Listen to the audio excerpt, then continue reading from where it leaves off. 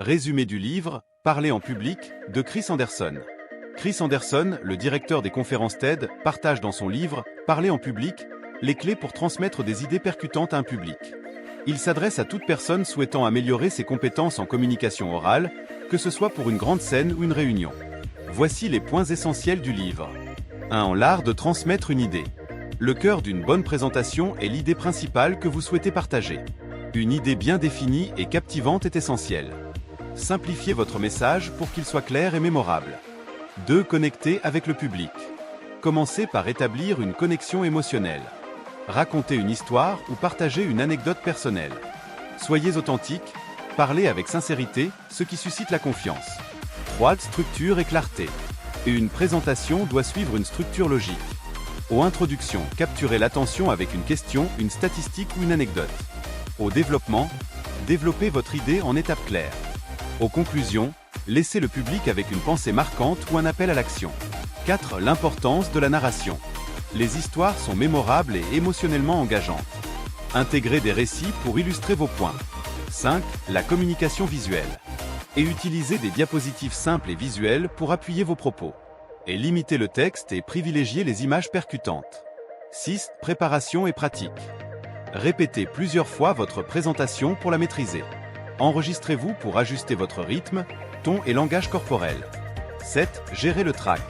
Préparez-vous mentalement en vous concentrant sur l'impact de votre message plutôt que sur vous-même. Respirez profondément et visualisez un résultat positif. 8. Langage corporel et voix. Maintenez un contact visuel avec l'auditoire. Et utilisez des gestes naturels pour renforcer vos mots.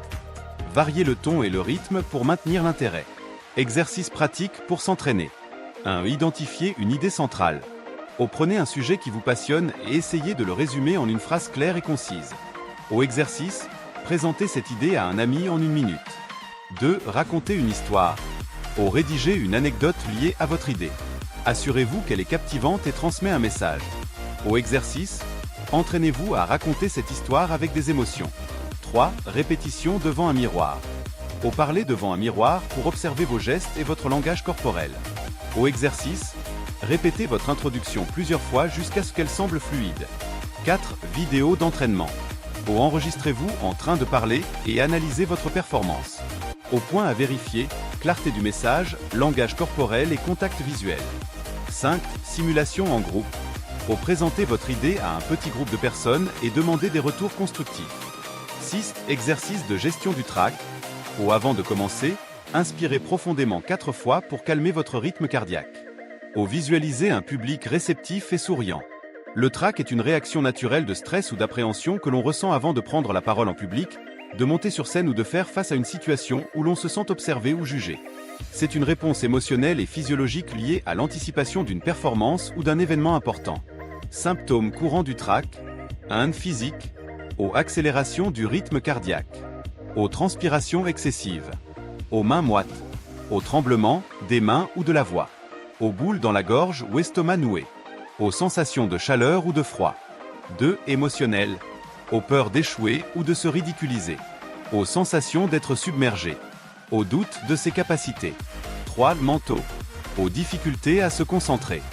Pensées négatives, et si je fais une erreur? Surévaluation des attentes du public. Cause principale du trac. 1. Peur du jugement. L'idée d'être évalué ou critiqué peut déclencher une forte appréhension.